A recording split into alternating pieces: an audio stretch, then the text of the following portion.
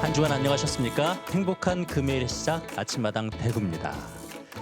노란 단풍잎과 함께 가을이 깊어가는 11월의 첫날인데요. 시간의 변화처럼 저희 아침마당 대구에도 작은 변화가 찾아왔습니다. 보고 계시죠? 네, 오늘부터 저와 함께 아침마당 대구를 진행할 새로운 MC 김서연 아나운서가 지금 MC석에 앉아 있는데요. 김서연 아나운서, 우리 시청자분들께 직접 첫 인사 해주시죠. 네, 안녕하세요. 아나운서 김서연입니다. 새로운 달의 시작, 오늘 이렇게 애청자 여러분들께 인사드릴 수 있어서 정말 반갑습니다.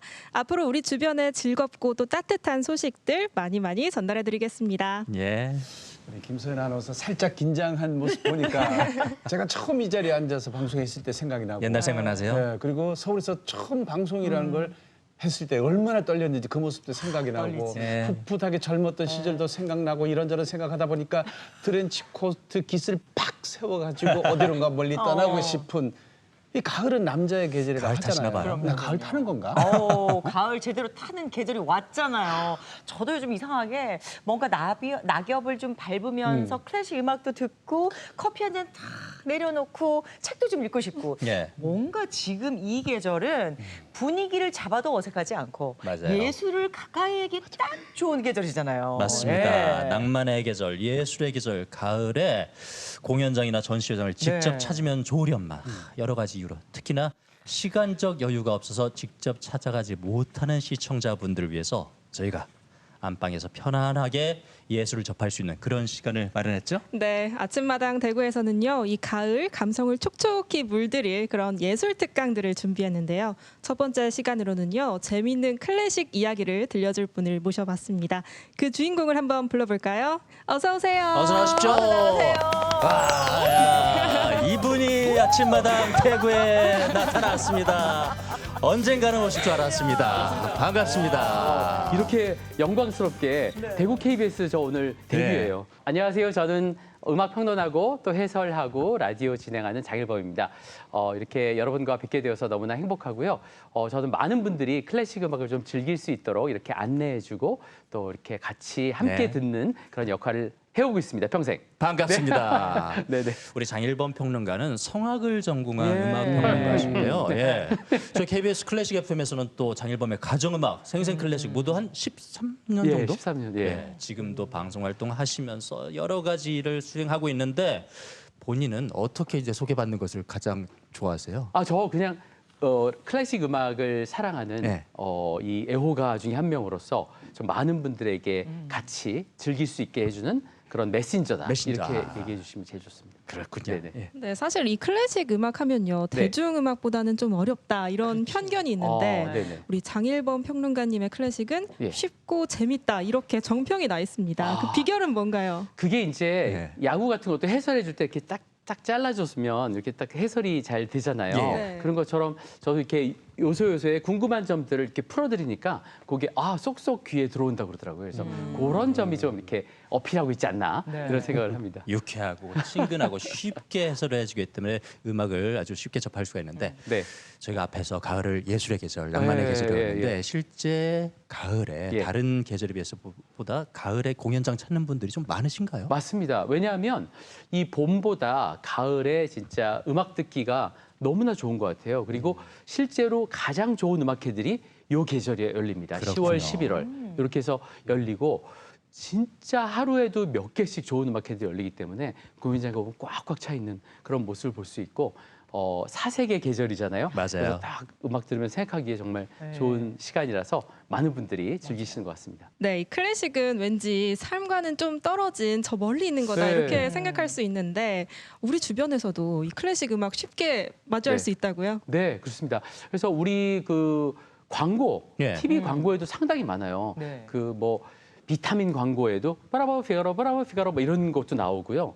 또 뭐 빠라라라라라라 네. 옛날에 자동차 그 후진할 때. 백 이렇게 후진할 때 그때 네. 굉장히 많이 나왔었고 네. 그리고 정말 그 유명한 광고들이 뭐 따라따라 딴딴따라따라 이런 광고를 비롯해서 아주 많은 광고들이 우리가 알게 모르게 많이 듣고 또 좋아하고 있습니다. 어떤 그 마트 광고는요. 시간 좀 내주오 맞아요. 갈 데가 있어 하는 맞아요. 리골레토의 여자의 네. 마음 예. 그걸 써가지고 옛날에 그 군부대 공연을 갔는데요. 네. 전 군인들이 다 아하 마트 이러면서 따라하더라고요. 굉장히 인상적이었습니다. 예. 야, 이렇게 광고라는 게 네. 놀라운 효과를 가지고 있구나. 네네. 근데 보통 이제 성악을 전공했다 그러면 저도 사실 성악을 전공하고도 여기 앉아 있지만 네네 근데 반갑습니다. 참 궁금해요. 어떻게 네. 클래식 평론가로 이렇게 그래서 제가 가셨는지. 원래 성악하기 전에 이제 월간 객석이라고 예. 거기 이제 음악 전문 잡지잖아요. 네. 거기서 기자 생활을 했거든요. 그래서 저는 원래 두 가지에 다 관심이 많았습니다. 내가 평생 이 기자나 또 평론가로 살 것이냐 아니면 이 성악가로 살 예. 것이냐 굉장히 두 가지를 놓고 늘 이렇게 고민을 했었거든요. 그래서 네. 두 가지를 다 하게 된 것 같아요. 네. 근데 전 참 궁금한 게 많은데 네. 시간이 없어서 하나만 여쭤보고 싶은데 아, 예, 좋습니다. 예. 음악회를 클래식 음악회를 잘 안 가던 사람이 네. 어쩌다 한번 가게 돼도 좀 예. 걱정이거든요. 네. 제일 걱정이 언제 박수를 쳐야 되나. 그렇죠, 그렇죠. 맞아. 네. 예. 그 박수는요. 사실 조금 기다렸다가 다른 사람이 칠 때 칠 때. 치면 가장 좋은데 네. 그것도 오류가 날 수 있어요. 왜냐하면 으아 막 좋고 쳤는데 1악장 끝나고 치게 되는 경우가 많거든요. 네. 왜냐하면 1악장 끝나고 엄청 빵 다 끝난 것처럼 들리는 경우가 많은데 요 옛날에는 처음에 공연할 때 19세기, 18세기에는 그럴 때도 다 쳤습니다. 그래서 막 시끄러웠어요, 굉장히 공연장이. 근데 요즘에는 아주 이렇게 집중해서 듣는 그런 트렌드를 갖고 있기 때문에 요즘에는 좀 참았다가 안 치네? 이러면 이제 이렇게 1악장인가 보다, 2악장인가 보다, 3악장 끝나고 다 끝났을 때 브라보 이렇게 외치면서 박수 쳐주면 정말 많은 분들이 즐겁게 즐길 수 있고 오페라 같은 경우에는 중간중간에 막 브라보도 하고 브라바도 네. 하고 굉장히 브라비 예. 다양한 거 하잖아요. 그러니까 한 곡이 끝났을 때 다른 사람이 이렇게 브라보 하는 사람이 있으면 같이 쳐도 됩니다. 근데 이제 이상한 자리에서만 안 치면 돼요. 그러니까 다른 막 슬픈 장면이 끝났을 때 되게 잘 불렀는데 그 장면이 이어지는 장면이다. 그러면 안 치는 게 좋겠죠. 그래서 그런 걸 이렇게 좀 이렇게 센스 있게 주의를 보시면서 박수 쳐주는 것도 좋겠다는 생각이 듭니다. 그게 약간 그 우리의 국악에서 얼씨구 추임새 좋다 넣는 거. 이렇게 예. 하는 거랑 좀 다른 면이라고 할 수 있겠죠. 네. 네네. 벌써 이미 우리 대구 경북 시청자분들께서는요 우리 장일범 평론가의 언변에 네. 매료돼가지고 기대감이 증폭됐을 것 같은데 자 그럼 오늘 우리 네네. 아침마당 대구 시청자분들께는 어떤 주제로 이야기 전해주실 건가요? 제가 그 오페라의 도시잖아요, 대구가 또. 그래서 그렇죠. 이 오페라를 통해서 오페라가 과연 어떻게 재미있고 놀랍게 변천을 해왔는지 그 변천사를 좀 만나보는 시간을 준비했습니다. 네, 장일범 평론가님의 특강을 박수로 청해 듣겠습니다. 와. 네. 오늘은 재미있고 또 놀라운 오페라 변천사를 함께 만나보도록 할 텐데요.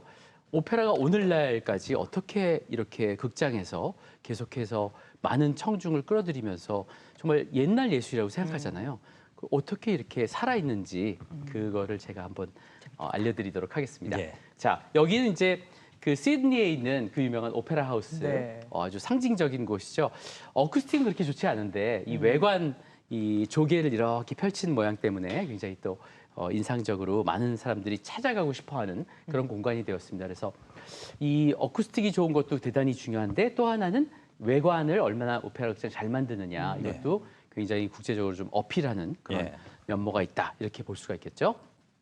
자, 오페라가 처음 출발한 것이 르네상스에서 이제 바로크로 넘어가는 시기였는데 그 당시에 르네상스의 작은 방에서 이 메디치 가문의 작은 방에서 다 모였어요. 문예, 학자, 뭐 시인, 또 미술가, 음악가, 성악가, 뭐 기타리스트 다 모여가지고 북적북적하면서 야 우리가 따로따로 다 이렇게 미술도 하고 시도 읽고 막 이러는데 이러지 말고 하나의 장르를 만들어서 연극과 음악과 무용이 미술과 함께 모두 다 어우러지는 장르를 만들어보자. 그래서 머리를 맞대가지고 만든 것이 오페라입니다. 네. 놀랍죠? 다른 장르는 그렇지 않잖아요. 근데 이건 정말 모두 다 이 같이 모여서 만들어낸 게 바로 오페라이기 때문에 이게 복수형이에요. 오퍼스라고 아시잖아요. 작품.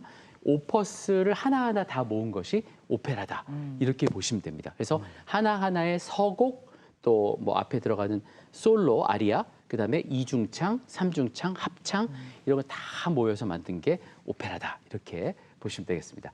그래서 이제 바로크 시대가 오페라로부터 열리게 되는데 이 1600년을 기점으로 해서 오페라가 발달을 하게 되고요. 바로크 시대 우리 생각해 보면 굉장히 의상도 화려하고 네. 막 치렁치렁하고 금박도 많이 달려 있고 사람들이 가발도 이렇게 쓰고 과장되면. 뭐든지 과장하면서 굉장히 멋있어야 되잖아요. 이렇게 굉장히 그 자기를 뽐내면서 네. 툭 이렇게 나오는 네. 그런 시대였기 때문에 바로크 시대 오페라도 역시 휘황찬란한 그런 면모가 굉장히 많았다. 이것을 잘 들어보시면 좋을 건데요. 그래서 급격한 리듬과 고저의 변화가 대단히 많습니다. 그러니까 건축물에서도 바로크 시대 건축물들이 그냥 이렇게 우리 오늘날의 아파트처럼 이렇게 지어진 게 아니라 쭉 올라갔다 내려갔다 첨탑이 막 있고 뭐 이런 식의 그런 건물이 있는 것처럼 이런 거를 굉장히 그 미로 봤던 거죠.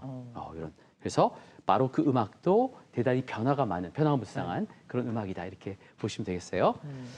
자, 그때 대표적인 이 작곡가가 있는데 영국의 핸델입니다. 근데 본인은 영국인이 되고 싶어 했지만 끝까지 독일인으로 이제 영국 사람들은 불렀어요. 국적은 영국인이 되었지만 이 사람이 이제 죽었을 때 웨스트민스터 사원에 이제 묻히게 되는데 그때 웨스트민스터 사원에 뭐라고 써 있냐면 독일인 핸델 여기서 잠들다라고 써 있는 거예요. 그러니까 끝까지 이제 독일적인 그런 사람으로 영국 사람들은 이방인 대하듯이 이제 대했는데 사실은 핸델이 젊었을 때 21살 때 이탈리아에 가서 이탈리아 오페라를 공부합니다.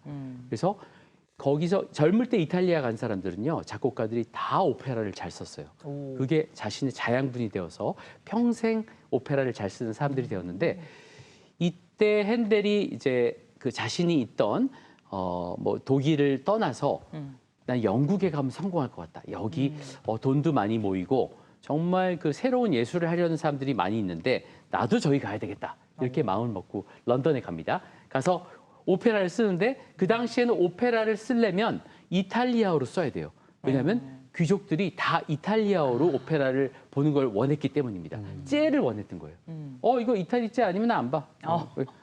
싫어.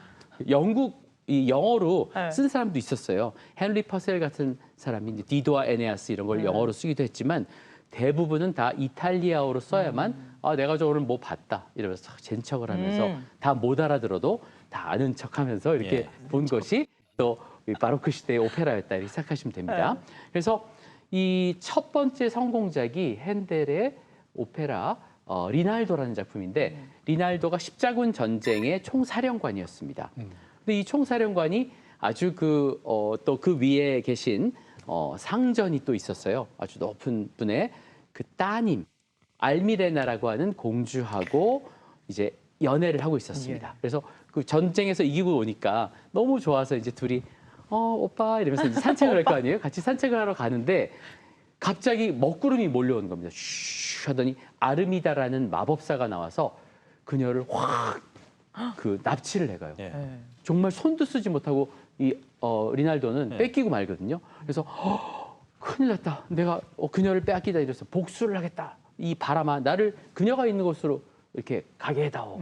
이러고 있는데 알미레나는 잡혀가서 어느 방에서 자기가 정신을 차립니다. 그랬더니 다 막 묶여 있고 거기 아르간테라고 하는 페르시아의 왕이 이 알미레나를 그동안 짝사랑해 왔어요. 그래서 납치를 시킨 거예요. 그래서 내가 너를 사랑하니까 너도 나를 사랑해야 된다. 이렇게 막 얘기를 하는 거죠. 그러니까 알미레나가 제발 저 좀 내버려 두세요. 저를 울게 내버려 두란 말이에요. 그래서 이 곡이 라샤 기오 비앙가, 비앙가가 이제 비안지 해가지고 눈물이거든요. 그래서 제발 울게 내버려 두세요. 그래서 라샤 기오 비앙가 이렇게 아주 아름답게 부르잖아요. 근데 요 곡이 원래는 소프라노의 곡인데 그 당시에 핸델 시대에 아주 유명한 카스트라토가 있었습니다. 카스트라토는 뭐냐? 오늘날에는 카스트라토가 없기 때문에 모두 카운터 테너를 사용해서 그 높은 음역을 노래하는데 카스트라토는 그보다 더 진성이에요. 이 젊은 어린 성가대에 있던 아이들 중에서 집안은 별로 안 좋지만 이 굉장히 목소리가 빼어난 천사 같은 음성을 가진 아이들을 이제 데려와서 부모하고 이렇게 협상을 합니다. 당신네 집안 이렇게 잘 되게 돈도 많이 주고 이 아이를 정말 아이돌처럼 키우겠다 해가지고 데려가서 거세를 하는 거예요. 그 당시엔 아이가 많았기 때문에 좀 가난한 부모들이 그러면 뭐 그렇게 하죠 뭐 해가지고 돈을 좀 받고 이 아이를 거세를 시키는데 그러면 이 아이는 그 아이의 그 목소리를 어른의 몸까지 이렇게 커지면서 굉장히 화려한 그런 어디서도 들을 수 없는 인공의 천상적인 목소리가 났던 거죠. 그래서 이게 이제 교회 음악에서도 많이 사용되었고 그러면서 오페라에서 이 카스트라토가 많이 사용되니까 이탈리아는 1년에 3,000명에 이르는 카스트라토를 수출하는 유럽에 이게 너무 인기가 많았어요. 그래서 굉장히 반인륜적이죠. 그래서 그런 아이들을 막 만들어가지고 유럽의 극장에 보내서 이 스타들이 굉장히 많이 늘어났는데 그런 아이들이 정말 아이돌의 원조라고 할 수 있습니다. 그래서 이렇게 수많은 스타들 중에서도 가장 그 인정을 받았던 사람이 카스트라토인 이 파리넬리였거든요. 네, 예, 파리넬리 영화 통해서 많이 네. 기억하시잖아요. 그 파리넬리가 노래를 할 때 원래는 자기가 부른 곡이 아니고 핸델은 또 자신의 극장하고 반대파였습니다. 이 파리넬리도 여러 나라를 거쳐서 이제 드디어 런던에 가서 노래를 부르고 성공을 했는데 예. 핸델은 그를 별로 인정하지 않으니까 그 극장에서 하고 싶어서 딱 핸델의 노래를 거기서 부르는 거죠. 그랬더니 사람들이 막 야유를 보내는데 그래도 핸델까지 와가지고 여기서 딱 보는데 핸델이 너무 놀라는 거예요. 이렇게 잘 부를 수가 내가 지금까지 들을 수 없었던 목소리다 하고서 막 이제 그 숨이 가빠지면서 거의 호흡 곤란에 이르는 그런 모습을 여기서 볼 수가 있습니다. 그래서 이 알미레나의 나를 제발 울게 내버려 두세요. 이 곡을 한번 우리 감상해 볼까요? 네.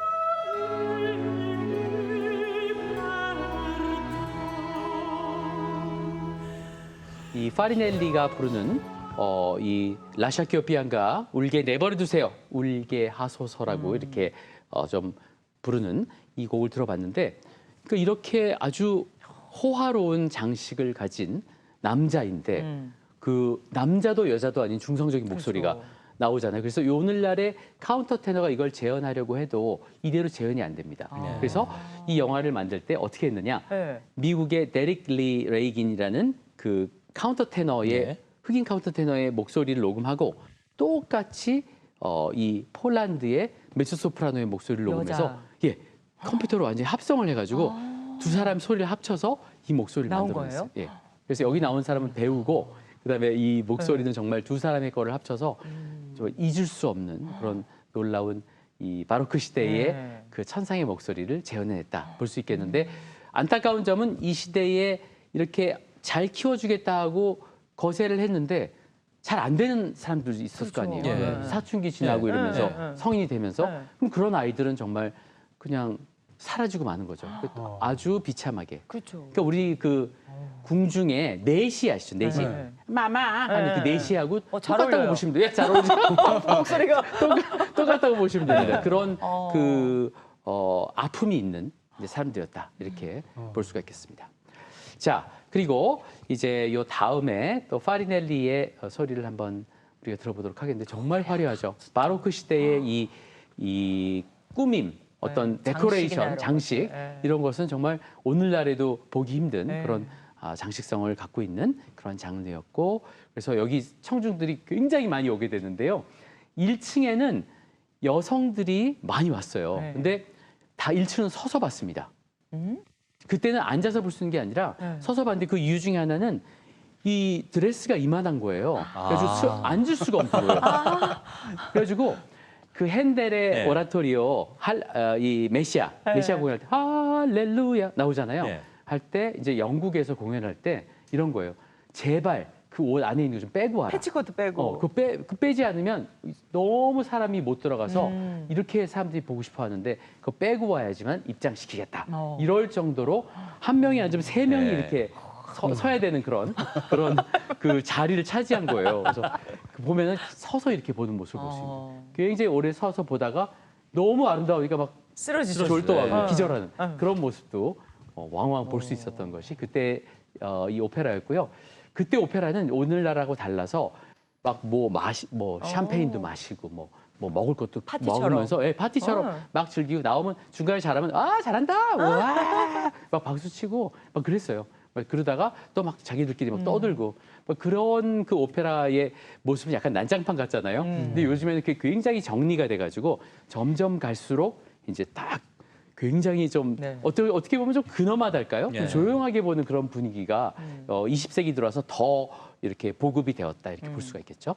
자, 그러면 요 다음 이제 손과 나베까지 따다. 나는 파도를 가르는 배다. 아주 앞으로 전진하는 모습이 잘 드러나는 곡인데요. 이 파리넬리의 원래 이름이 브로스키였습니다. 근데 그 형이 또 리카르도 브로스키였는데 작곡을 굉장히 잘하고 작곡자들이 다 지휘를 했었거든요. 그러니까 그 오페라에 출연해가지고 막 빠라바라바라 빠라바 빠라바 빠라바라바라 빠라바 빠라바 이런 걸 이제 멜리스마라고 하잖아요. 성악하셨으니까 아시잖아요. 아, 저 공부를 안 했어요. 아, 그거 맞았어요? 제가 여기 앉아 있는 이유가. 그렇습니까? 네. 잘하실 것 같은데. 근데 이런 걸 이제 꾸밈은 계속해서 나오고 이런 리드미컬하게 나가는 걸 멜리스마라고 하는데 네. 그거를 파리넬리가 너무너무 잘했던 거예요. 특히 핸델이 그러니까 얼마나 그런 자기의 무기가 있으면 네. 더 재밌게 쓰겠어요. 그리고 핸델도 마찬가지고 이 시대의 작곡가들은 요 멜리스마를 통해서 막 빠라바라바라바 빠라바 빠라바 하는데 가사는 몇 줄 안 되는데 네. 그 꾸미음이 너무 남아가지고 에헤헤헤 이러면서 하는 게 너무나 이제 지나쳐져가지고 나중에 뭐라고 그랬냐면 이 오페라가 산으로 간다. 네. 노래는 그 가사는 없는데 계속 와서 꾸밈을 하니까 꾸미는 모습을 보여주니까 이 오페라를 이렇게 해서는 안 되겠다. 너무 지나치게 길어지고 또 한 명 한 명이 다 각광받으려고 그러고 막 이러니까 막 작곡가한테 와서 나 이거 써주세요. 여기 좀 써달란 말이에요. 길게 써주세요. 그럼 그것도 안 해주면 자기가 나가서 더 해버리고 뭐 이런 모습을 보여주니까 글룩이라는 사람이 오페라는 이제 좀 정리를 합시다. 이렇게 해가지고 오페라 순정주의라는 것을 만들어서 다 그런 거 막 잘라내고 엄청 오페라가 깨끗해지는 그런 순간이 와요. 그 다음에 나온 사람이 이제 모차르트인데, 자 여기 이 곡을 잠깐 들어보시면 그 당시에 바로크에서 유행하던 스타일이 바로 이런 거였구나 하는 것을 알 수가 있습니다. 한번 우리 들어볼까요? 아주 빠르죠. 빠르면서 그 바로크 연주할 때의 악기들이 고악기들인데 그때는 연주하는 방법이 비브라토가 적게, 그러니까 비브라토가 많으면 좀 더 길어집니다. 네. 근데 그런 것도 되게 짧게 이렇게 연주를 했기 때문에 그 당시에 음악들이 더 오늘날보다 짧고 템포감이 있는 그런 음악들 굉장히 많이 바쁜 것 만들었죠. 같아요. 네, 그렇죠. 맞습니다. 바쁜 느낌. 예, 예.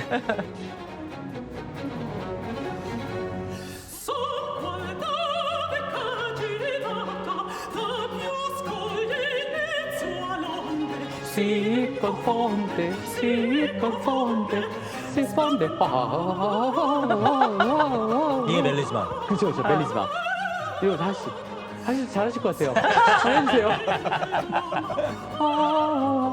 이제 기교가 너무 지나치는 네, 거군요. 이제. 그렇죠. 네. 기교가 너무 지나친 이런 것이 이제 바로크를 살리는 지점이기도 했는데 그게 너무 지나치다 보니까 나중에는 사람들이 좀 지겨워하면서 지겹지. 좀 정리하자 이렇게 된 겁니다. 그래서 고전주의 시대가 나오면서 굉장히 형식에 딱 들어맞는 박스 안에 들어가는 그런 음악들이 나오기 시작하는데 그때 대표적인 음악가가 이제 모차르트다 이렇게 볼 수가 있겠죠. 네. 자, 클래시컬 오페라. 자, 고전주의 시대는 1750년에 누가 세상을 떠나냐면 요한 제바스티안 바흐가 세상을 떠나거든요. 근데 핸델하고 바흐가 같은 사인으로 세상을 떠난 거 아세요? 요 약간 그 여담인데 네. 그 바흐가 너무 이제 열심히 오르간도 치고 작곡도 하고 너무 성실한 사람이었어요. 교회, 집, 학교, 교회, 집, 학교 평생을 이렇게 살았는데 막 기도하면서 그러다 보니까 나중에 눈이 안 보이는 거예요. 눈을 그러니까 백내장이 왔어요. 그래서 백내장을 고칠 수 있는 사람을 찾았는데 영국 출신의 유명한 존 테일러라는 사람이 있었습니다. 이 사람이 와가지고 난 정말 눈 고치는데 최고의 안과 의사다 이러면서 광장에서 막 그 시술을 한 거예요. 사람들이 와 정말 멋있다 이렇게 보여주면서 또 막 이 바로크 시대의 그 꾸밈 막 이런 것이 막 나왔던 건데 그러다가 이제 바흐도 하겠다 했는데 하는 족족 실패를 합니다. 그 존 테일러는 그 수술을 오퍼레이션을 딱 한 다음에 바로 그 다음에 다른 마을로 도망갔어요. 이 사람 맨날 사고 치는 사람이었는데 어머. 그렇게 됐고 핸델도 똑같이 존 테일러한테 그 백내장 수술을 받다가 결국은 이 실명을 회복을 못하고 실명을 해서 아이고. 세상을 떠나는 그런 안타까운 두 바로크의 대가 핸델과 바흐가 바로 이런 그 참 공통점이 많네요. 그렇죠. 예. 야, 정말 그 놀라운 그런 인생을 살았습니다. 자, 이 1750년이 바로 바흐가 세상을 떠난 해고 이제 1810년 이때가 이제 베르디하고 바그너가 등장하는 해인데 그때까지를 이제 우리가 고전주의 시대라고 이렇게 얘기를 하는 거죠. 자, 이때 나온 음악들을 한번 보도록 하겠습니다. 바로 아주 표독스럽게 생긴 밤의 여왕입니다. 모차르트의 오페라 디 자우버플레테라고 하는 마술필이라는 작품이 있잖아요. 여러분도 잘 아시고 좋아하시는 작품인데 이 중에서 제일 유명한 게 뭡니까? 아마데우스에서도 나오는 우리 장모님이 나한테 너 제발 가서 돈 벌어오란 말이야 이러면서 막 하니까 하니까 그 모차르트가 이러면서 갑자기 악상이 떠오르죠. 그 하는 파파파파파 하는 그 높은 음을 내는 모습으로 들린 거죠.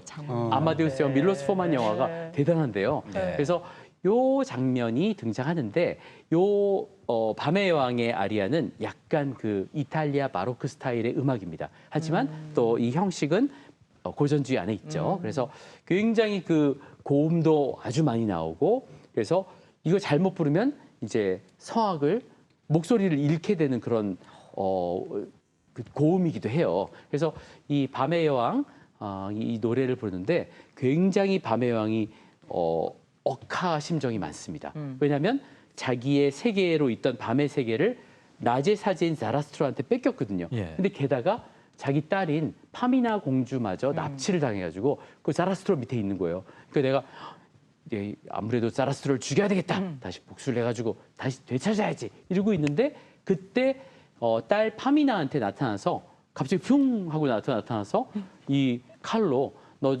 자라스트로를 죽여라. 죽이지 않으면 너는 내 딸이 아니다. 예. 자기가 죽일 것이지 왜 딸한테 죽이라고. 그러니까, 그다음에 엄마가. 또 자기 스스로 사라져요. 펑 하고 사라지는데 그때 딸이 안 돼요. 뭐, 나는 그거 못해요. 자라스트로 좋은 분 같던데. 아니야. 나쁜 사람이야. 이러면서 칼로 찔러. 이게 하면서 네가 죽이지 않으면 너는 내 딸이 아니고 이제 다시는 안 볼 거다. 이렇게 얘기하면서 사라지는 표독스러운 엄마의 모습을 보여줍니다. 그래서 그 당시에 이제 오스트리아를 통치하고 있던 그런 이 여왕의 모습에서 착안을 했다 이런 얘기도 있어요. 그럴 정도로 밤의 여왕이 재미있는 캐릭터인데요. 광고에도 예전에 많이 나왔습니다. 이 아이스크림 광고에도 나오고. 그래서 이 마술피리의 지옥의 복수심이 내 마음에 들끓고 있네. 이 곡을 한번 들어볼까요?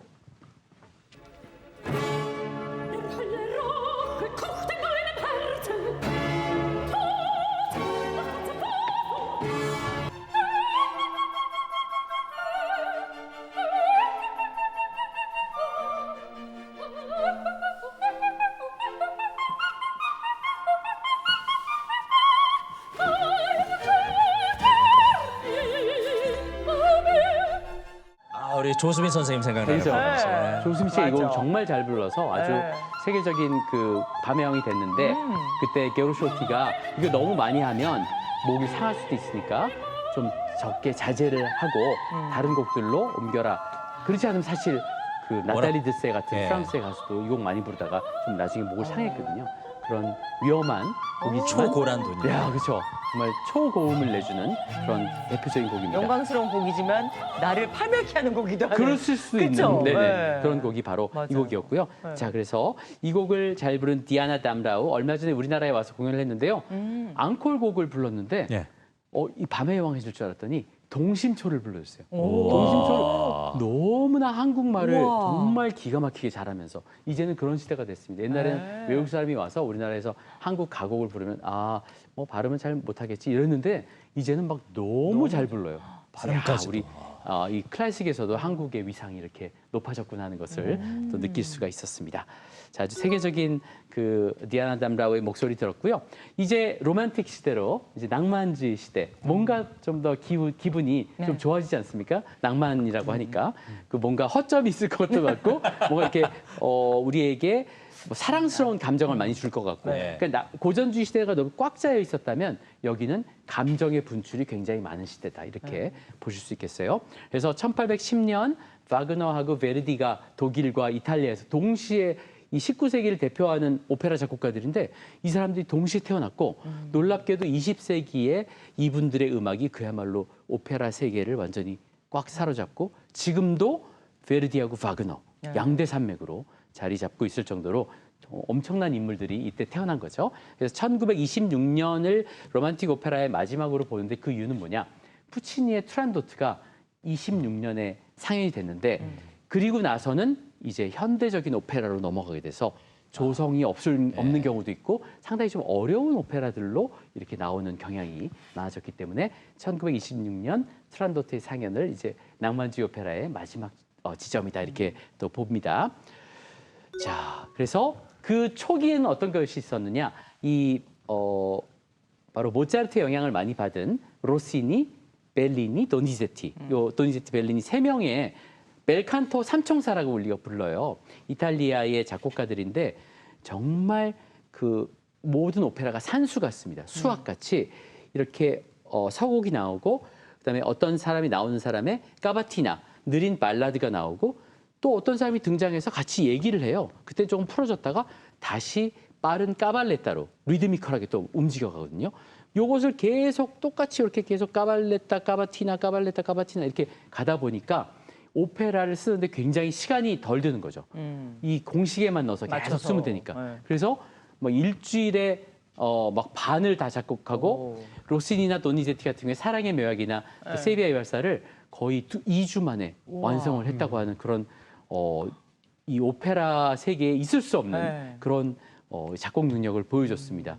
그래서 옛날에 그 아마데우스 영화에도 네. 모차르트가 나와가지고 너의 이 재능, 너의 음악적인 그런 영감은 다 어디서 나온 거니? 이거 어디서 이 멜로디가 다 나오니? 이렇게 물어봤더니 It's on my noodle. 이렇게 뇌 속에 있는 이 거기서 다 나온다고. 이 안에 다 들어있다고 내 거는.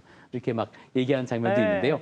그런 것처럼 이 로시니, 도니제티, 벨리니는 아주 선율미가 뛰어난 그런 작품을 썼고 자, 벨칸토 많이 예전에 진행도 많이 하셨으니까 아시잖아요. 이 벨칸토의 뜻은 아름다운 노래라는 뜻인데 그러면 아름답지 않은 노래가 있느냐? 바로크 음악도 아름다웠고 고전주의 음악도 아름다웠는데 이 여기서 벨칸토는 뭐냐? 그러니까 더 노래가 돋보이도록 만들어주는 그런 예술인 거죠. 그래서 오페라 파트가 오케스트라 파트가 굉장히 단순하면서 이 서포트하는 그런 역할이 굉장히 컸던 거예요. 그래서 결코 많지 않은 인원으로 여기 나오는 싱어들의 노래가 돋보이게끔 해주는 그런 역할을 했던 것이 벨칸토 오페라다 이렇게 볼 수가 있고요. 그래서 이 벨칸토 오페라를 볼 때는 그렇게 막 엄청난 성량을 요구하지 않습니다. 낭만주의 중기 후기로 가면서 이제 성량을 요구하는 오케스트라도 엄청나게 커지고 정말 폭발적인 그런 음을 내줘야 하는 성악가들이 필요해지는데 이 당시의 가수들은 아주 그 섬세하고 예리한 그런 음성으로 극장을 울려줬으면 됐거든요. 근데 유럽의 극장들이라는 것이 우리나라의 극장처럼 이렇게 큰 극장보다는 뭐 700석, 500석, 뭐 800석 이런 극장들이 많아서 그 극장에 가면 성악가들이 막 자신감을 갖고 노래하게 되거든요. 그래서 유럽 극장에 가면 더 잘하는 것 같다라는 그런 이 사람들이 있는데 유럽 사람들도 그게 우리나라에 오면 세종문화회관에서 노래를 하려고 그러면 너무 무섭대요. 너무 아니 이렇게 청중이 많아. 2,500석 막 이러면 귀에 눌릴 것 귀에 같아요. 눌린대. 메트로폴리탄 오페라도 약간 그런 게 있다는데 하여튼 너무 크지 않은 극장에서 이렇게 즐길 수 있게끔 만들어 놓은 그런 특징이 바로 이 벨칸토 오페라의 특징이었습니다. 자, 그래서 여기 대표적인 작품을 또 만나보도록 하겠습니다.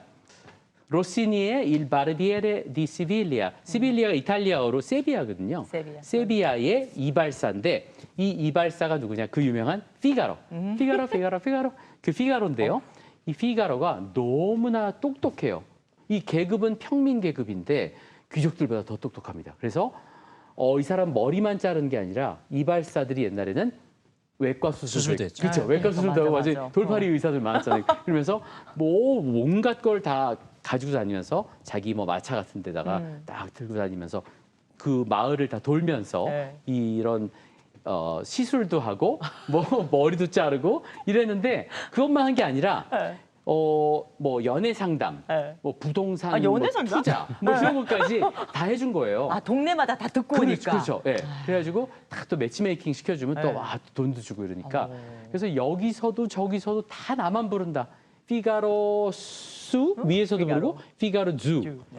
동서남북에서 다 나만 부르. 나 정말 이렇게 빼어나고 뛰어난 피가로야. 팔방미인이야. 이러면서 이제 부르는 곡이거든요. 자, 이 노래 라르고 알팍도 툼 델라 치타.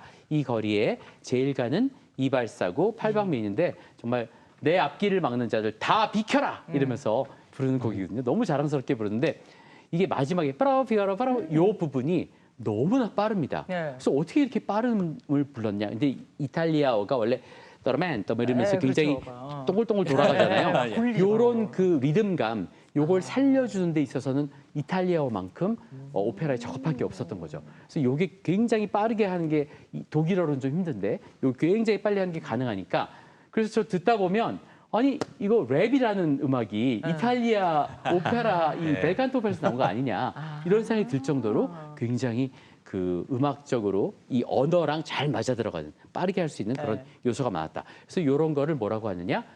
뭐 후후후 하고 웃는다고 해서 오페라 부파라고 합니다. 예. 부파. 웃긴 오페라, 코미디 그래서 부파고요. 그다음에 또 저 아주 시툭하게 이렇게 처음부터 끝까지 이러면서 봐야 되는 네. 정색을 하면서 심각하게 보게 되는 심각한 오페라는 오페라 세리아, 시리어스한 오페라다 이 뜻이죠. 네. 그래서 그렇게 두 가지로 나뉘는데 대표적인 오페라 부파라고 볼 수 있겠고요. 이 마이클 스파이어스가 얼마 전에 우리나라에 왔었는데 이 마이클 스파이어스가 정말 독특한 사람이에요.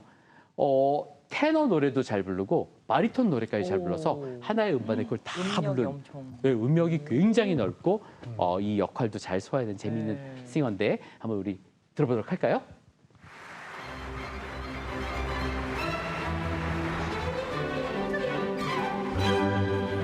이 시기의 오페라는 노래의 아름다움을 극대화하는 데 초점을 두고 있는 그래서 특히 이제 오페라 부파는 재밌어야 되잖아요. 네. 그러니까 피가로라는 인물이 나왔을 때 자기 처음 나와서 사람들한테 소개한 역할이니까 나는 이런 사람이에요 네. 하고 알려주는데 막 사람들 너무 흥미진진한 거죠. 근데 피가로가 못하면 이 오페라 망하는 거죠. 피가로가 와서 웃겨주고 네. 재밌게 만들어주는 가수의 역할. 그런 역할입니다. 자, 그럼 계속해서 한번 들어볼까요? 정말 자신감 넘치고 이렇게 노인이 와서 얘기했다. 그리고 어떤 신사가 와서 또 이렇게 얘기했다. 뭐 이런 거 다 따라하는 그런 역할이죠. 한 사람이 부르는데 이렇게 다 다른 음역을 불러줍니다.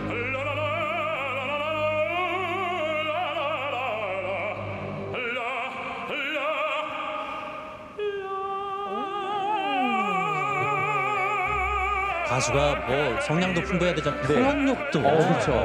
있어야 될 것 정말 같아요. 이곡을 부를 때 예. 그 연기력 예. 굉장히 요구되죠. 그 하나 노래할 때 좀 길어서 좀 지루할 수 있잖아요. 근데 요걸 정말 가사마다 아주 재밌게 변화를 다른 주면서. 사람을 막 흉내내면서 이렇게 불러주는 게 되게 필요합니다. Uno alla volta per carità. 피가로. 보고 있는 것 와. 같아요. 그죠? 이분의 표정이 그죠? 막 눈에 보이는 것 같아요.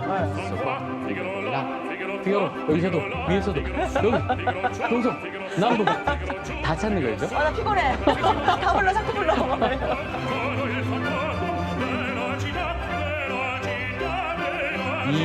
이 넬라치타 이 도시에서 정말 최고다 나는 네. 나를 따를 자는 없다 이렇게 아주 뻐기는 그런 네. 곡이라고 할 수 있겠습니다. 네, 이렇게 피가로의 아리아를 들어보셨는데요. 로시니의 곡 중에 특징이 또 뭐냐? 크레센도가 있습니다. 로시니 크레센도. 처음에는 이렇게 천천히 했다가 조용히 시작했다가 점점 나중에 커지는 그런 특징을 또 갖고 있다는 거 한번 기억해 주시면 좋을 것 같고요.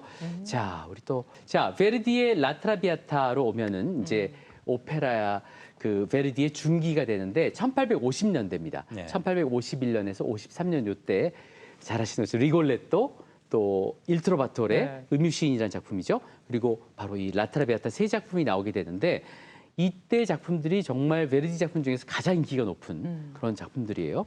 근데 여기에는 꼭 왈츠가 한 곡씩 들어가 있습니다. 근데 왜 왈츠를 넣느냐? 그 당시에 무도회에서 왈츠만 나온 사람들이 너무 좋아했거든요. 그 오스트리아 빈에서 네. 요한 스트라우스가 연주하던 그 왈츠가 이제 다른 장르에도 오페라에도 나오고 또 러시아 음악에도 나오고 프랑스 음악, 스페인 음악 이런 데 다 나오니까 사람들이 너무 좋아하는 거예요. 빠빠빠빠빠빠빠라라 이렇게 하는 모습에 네. 자기들도 지금 무도회에서 춤추는 것 같은 느낌을 이러면서 다들 그게 완전히 몰입돼서요, 그게 아주. 몰입돼가지고 완전히 여기에 빠져들어가지고 즐겁게 보기 시작하는 거죠. 이 전까지는 굉장히 그 혼란스럽다 할까요? 네. 이제 막 처음에 시작이 아주 다양한 사람들이 나오면서 어떻게 되는 거지? 막 이렇게 혼돈스러운데 요 곡이 딱 나오면서 남녀 주인공을 딱 매치 메이킹 시켜주면서 둘이 하나가 되게 해주면서 부르는 노래가 라트라비아타의 브린디시 네. 축배의 노래라는 바로 이 곡입니다. 그래서 옛날에는 리비아 모넬레티 깔리치 이걸 우리나라 말로 한 적이 있었어요. 네. 국립극장에서 국립오페라단이 그때는 이제 다 전 세계에 자막기가 없었기 때문에 모두 그 한국말로 불러야 됐거든요, 오페라를. 근데 그때 이걸 자마시 따라라 이렇게 불러가지고 그때 참 웃지 못할 그런 에피소드가 있었습니다. 그런 곡이기도 해요. 자마시네. 요즘에는 그런 게 없어졌지만 이제 자막이 없던 시대에는 좀 그런 일이 있었다 이렇게 볼 수 있고 왜 오페라를 그러면 이렇게 원어로 이탈리아 오페라는 이탈리아어로 불러야 되고 왜 독일어는 독일어로 불러야 되느냐 우리나라 말로 부르면 안 되느냐 우리나라 말로 불러도 됩니다. 런던에는 잉글리시 내셔널 오페라라는 극장이 있어서 무조건 영어로 다 상연을 해요. 그런 극장도 있고 그 극장에 사람들이 또 많이 가기도 하는데 근데 오페라를 정말 그 맛 그대로 살리려면 원어로 들어야 그 맛을 살릴 수 있다는 거죠. 그래서 자막기가 현대 오페라 극장에서 이제 발전을 하게 되고 다른 사람은 또 보기 싫은 사람은 안 볼 수 있게끔 빛이 안 반사되게끔 이렇게 만들어 놓은 것도 굉장히 중요한 요소거든요. 그래서 매트 같은 데 가면 또 라스칼라나 또 살츠부르크나 빈에 가면 1인 1 자막을 탁 자기가 언어 선택해서 볼 수 있게끔 이렇게 또 만들어 놨습니다. 자, 이 축배의 노래 메트로폴리탄 오페라에서 노래했던 거 한번 우리 들어볼까 하는데요. 그 자연스럽게 같이 이렇게 어깨춤이 추어지는지 한번 들어보시고 준비하고 있어요. 네네. 여기 우리가 그 술은 와인은 없지만 아유, 와인은 여기 있죠, 뭐. 이제 충분히 샴페인을 있죠. 네, 한잔 한다는 느낌으로 네, 아침마다 요 한잔 곡을 들고. 네, 그래서 들어보시면 어떨까 싶어요. 그래서 왈츠를 여기 쓴 이유는 그 당시에 가장 유행하는 그런 이 리듬 패턴이었기 때문에 이 왈츠 곡을 사람들이 너무 좋아해서 넣었다 이렇게 보시면 되겠습니다. 자, 한번 우리 들어볼까요?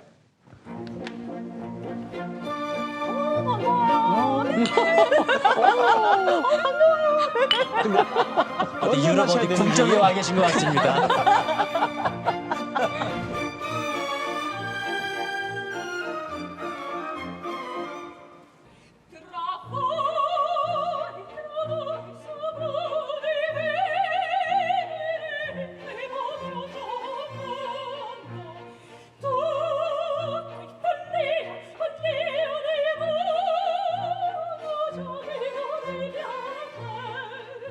아, 맛있다. 근데 내용은 어떤 내용? 그냥 마시는 겁니까? 아니 이게 비올레타라는 이 화류계의 너무나 유명하고 아름다운 여인을 드디어 1년 동안 짝사랑하다가 이 알프레도가 와서 이제 드디어 만나게 된 거예요. 친구들이 도움으로. 이 친구들이 야 그럼 네가 축배 한번 시를 읊어봐 하니까 처음에 안 하겠다 그러다가 좀 부끄러워하다가 이제 막 등 떠밀려서 나와서 하게 되는 거니까 우리 이 아주 화려한 멋진 젊음을 오늘 불태워보세 이런 얘기하니까 또 이제 비올레타가 답가를 또 해주는 장면이죠. 그래서 이러면서 그래서 처음에는 이 비올레타는 아주 그 남자들에 대해서 잘하는 사람이고 알프레도는 순진한 청년이기 때문에 굉장히 이제 처음에 좀 쫄려하지만 나중에는 이제 둘이 비슷한 그런 입장이 되는 거죠. 왜냐하면 비올레타가 처음에는 좀 약간 이렇게 밑으로 보다가 나중에는 두 사람이 정말 서로 사랑하게 되면서 이 눈이 탁 맞으면서 이제 비올레타도 내가 왜 이러지 이러면서 이제 그 남자에게 끌려가는 그런 모습이 등장하죠. 그래서 요 베르디 라트라비아타에 나오는 요 비올레타라는 인물이 실제 있었던 마리 디 플레시라고 하는 여성이었는데 이 고급 창부예요. 그래서 그 당시에 뭐 리스트나 알렉산더 듀마 2세, 예, 그렇죠?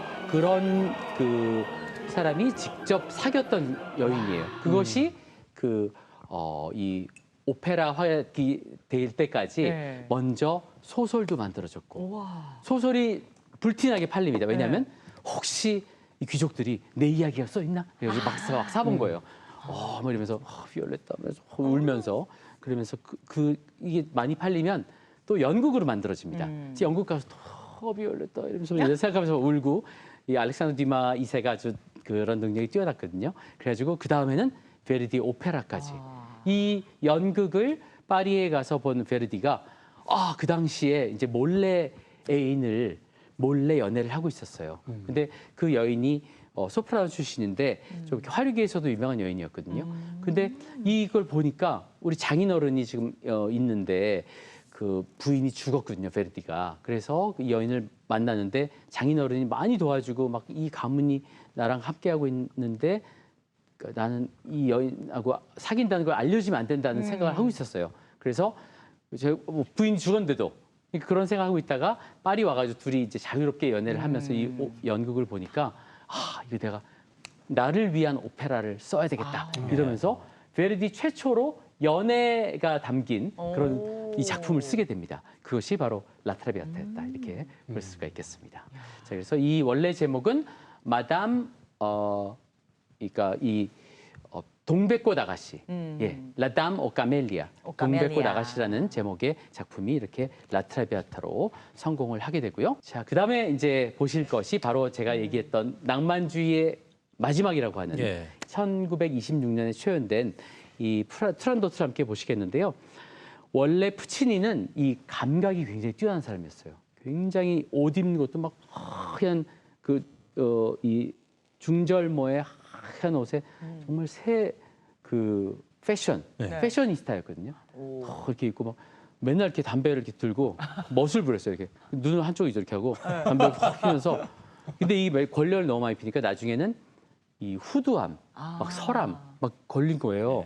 그래가지고 이 사람이 초창기에는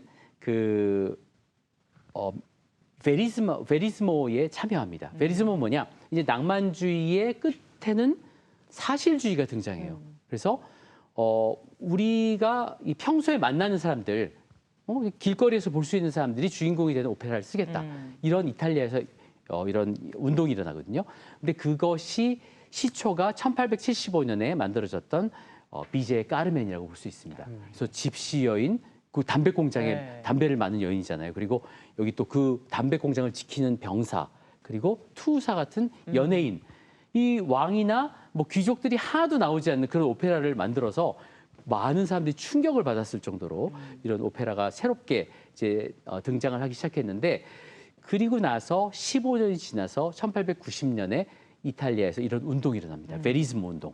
그래서 한참 라보엠이나 이렇게 다락방에 사는 가난한 청년들, 예술가를 꿈꾸는 청년들의 이야기 같은 것이 나오다가 이제 이것도 이제 10년 만에 거의 끝나가는 것을 푸치니가 눈치를 채거든요. 이제 더 이상 이 주제로는 좀 재미를 못 보겠다 이러면서 이때는 뭘 원하느냐?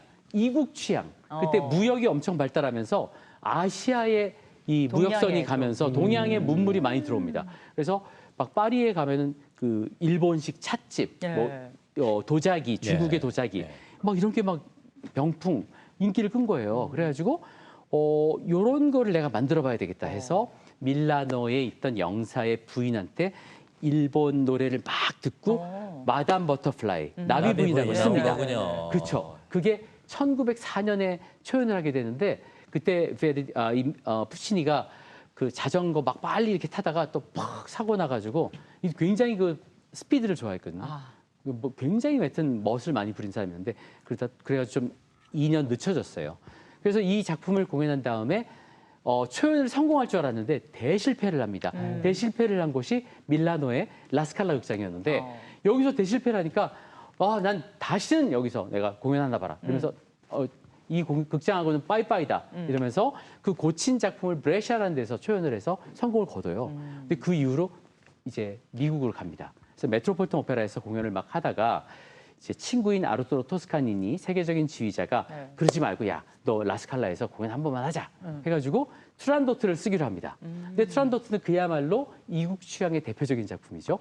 중국이 중국의 배경이에요. 예, 그 공주의 그 아주 서슬시퍼런 왕자들을 막 다 죽이는 내용이거든요. 왜냐하면 이 공주가 투란도트 공주가 미모가 뛰어난데 남자 혐오증이 있어요. 중국의 여왕들은 좀 그래요. 나의 1000년 전에 그 네. 공주 롤링이라고 하는 공주가 오랑캐들한테 당했다. 그래가지고 그걸 복수를 하려는 거예요.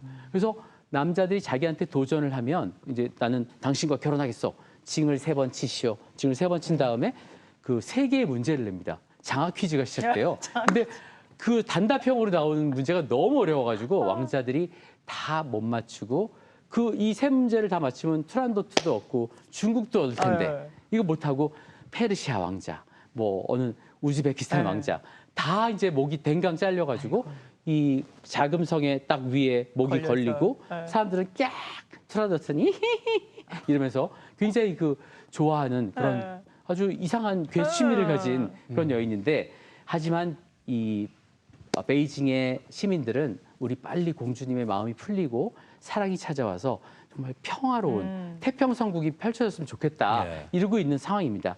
그때를 배경으로 해서 만든 것이 투란도트인데 그래서 굉장히 중국적인 악기, 타악기들의 활용이 많고요.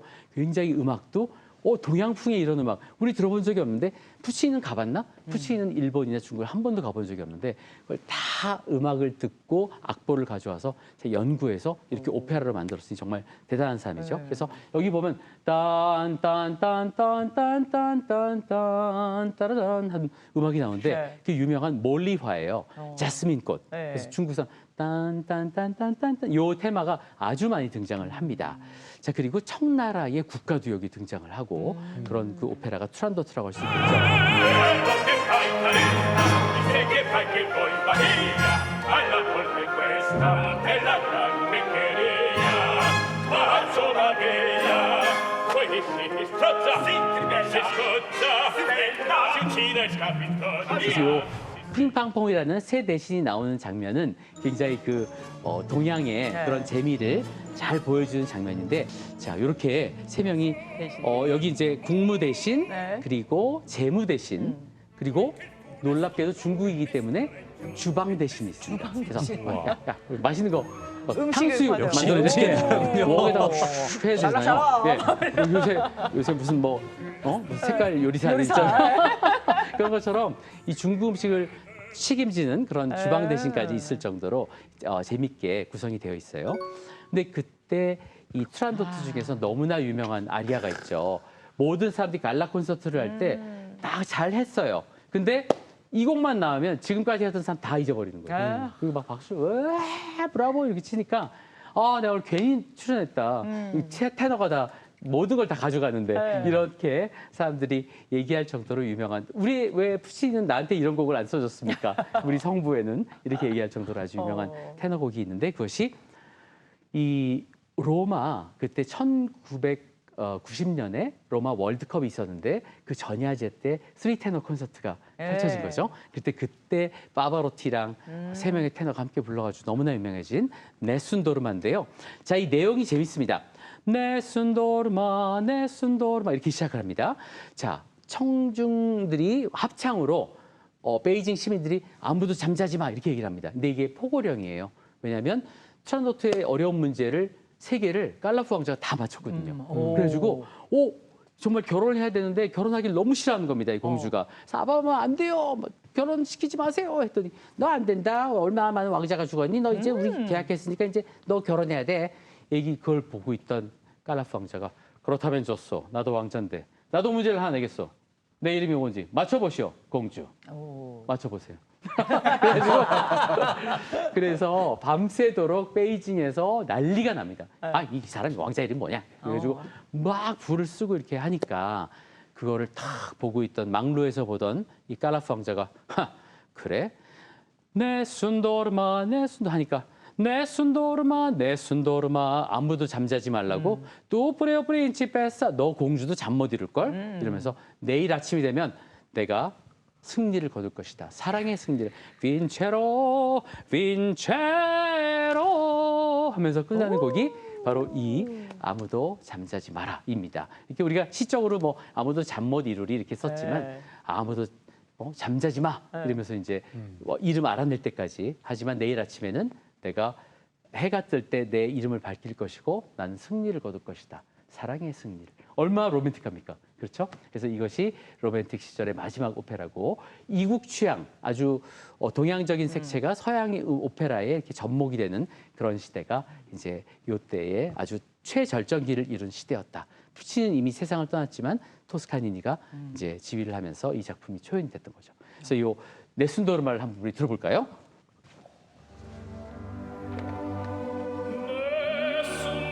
바바르트입니다.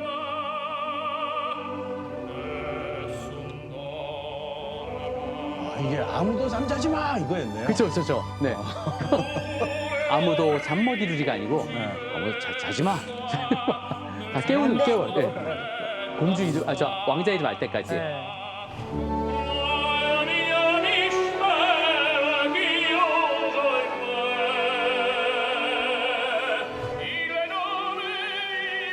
일 노메 미오, 내 이름 굉장히 지금 중요하게 나오고 있습니다. 이 깔라프라는 왕자인데요.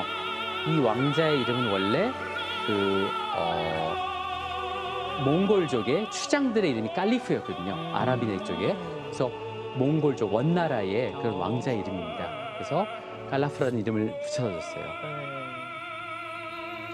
탐 크루즈 나오는 영화 속에서 맞습니다. 그렇죠. 미션 임파서블에 나왔었죠. 미션 임파서블에 그 빈 국립 오페라 극장에서 상연하는 걸로 나왔는데 놀랍게도 그때까지 빈 국립 오페라에서 이 오페라를 한 번도 상연한 적이 없었던 거예요. 근데 그걸 계기로 이제는 상연을 합니다. 영화를 계기로. 예, 그렇죠. 우와. 거기서 이렇게 총 쏘는 장면이 나와요. 빈체로 거기에 이렇게 총 쏘라고 써 저 있잖아요. 뒤에 빨간 되나 거. 치마 입고 이렇게. 체로 맞아요. 아니 그 유명한 극장에서 한 번도 한 적을 공연된 적이 없었단 말이에요. 없었다가 그 오페라 이후에 우리도 이거 하자 해서 드디어 만든 거죠. 오. 야, 그게 바로 이 야. 트란도트의 네순도르마였습니다. 오늘 이렇게 짤막하게 오페라의 역사, 변천사에 대해서 말씀드렸는데 네. 재밌지 않나요? 너무 재밌어요. 너무 재밌었습니다. 재밌죠. 오페라는 진짜. 근데 이렇게 간단하게만 설명할 수 없고 사실은 굉장히 굴곡도 많고 다양한 오페라가 있기 때문에 이제 앞으로 좀 신나게 네. 또 오페라 페스티벌도 가시고 여기 대구는 정말 오페라 보기에 너무 좋은 맞습니다. 고장이거든요. 맞아요. 고장이라서 여기서 많은 오페라를 또 보시고 또 음악에 함께 하신다면 네. 정말 좋은 시간들이 여러분 앞에 인생에 펼쳐지라고 생각됩니다. 우와. 인생의 친구 오페라 클래식 네. 함께 해주시면 감사하겠습니다. 감사합니다. 고맙습니다. 이 400년이 넘는 오페라의 역사를 이렇게 재미있고 집약적으로 말씀해 주신 우리 장일범 음악평론가. 네. 강의 어떻게 들으셨어요? 윤중 저는 씨. 일단 첫 번째 들은 생각이 우리 교수님들이 너무 믿네요. 이렇게 재밌게 강의를 좀 이렇게 좀 가르쳤더라고요. 해주셨으면 제가 전공을 살려서 세계를 누비는 성악가가 될 수도 있을 텐데 듣고 나니까 저 다시 혹시 장일범 학과가 있나요? 그 만들 예정입니다. 등록하고 싶어요. 1호 제자로 네네네. 예, 오, 모시겠습니다. 너무 재밌어요, 진짜. 근데 저뿐만 아니고 오페라는 어렵고 재미없고 딱딱하고 그렇게 생각하는 분들 많잖아요. 어릴 때부터 우리 장 선생님 강의를 들으면 누구나 쉽게 오페라와 친해질 수 그럴 있을 것 것 같아요. 같아요. 왜 이제 만났을까? 이제라도 만난 것이 네. 다행이다라는 맞습니다. 생각이 들면서. 네. 네네. 1호, 2호. 1호, 2호. 네, 오늘 바로크 시대부터 낭만주의 시대까지 이렇게 쭉 음악의 역사를 또 알려주셨는데 네. 저 너무 감명 깊습니다. 정말 감사합니다. 네. 감사합니다. 네, 앞으로도 네. 많은 분들과 음악으로 계속해서 교감해 주시기를 네. 당부드리겠습니다. 대단히 고맙습니다. 감사합니다. 네, 감사합니다. 네, 이렇게 음악과 함께하니까 평범했던 일상이 풍부해지는 듯한 그런 기분을 느낄 수 있었는데요. 올가을 공연장에 직접 찾아가 보시면 더욱 좋겠고요. 그러지 못하더라도 뭐 음악과 접할 수 있는 기회는 다양히 열려 있으니까 가을 음악의 세계에 흠뻑 빠져보실 것을 여러분께 꼭 권해드리겠습니다. 네, 아는 만큼 보인다고 하잖아요. 오늘 들었던 음악들 원래 알고 있었는데도 이렇게 듣고 또 배우고 나니까 앞으로 광고나 일상에서 듣게 되면 정말 반가울 것 같습니다. 네, 아침마당 대구 저희는 다음 주에 또 풍부한 예술 특강으로 다시 찾아뵙겠습니다. 여러분 고맙습니다. 고맙습니다.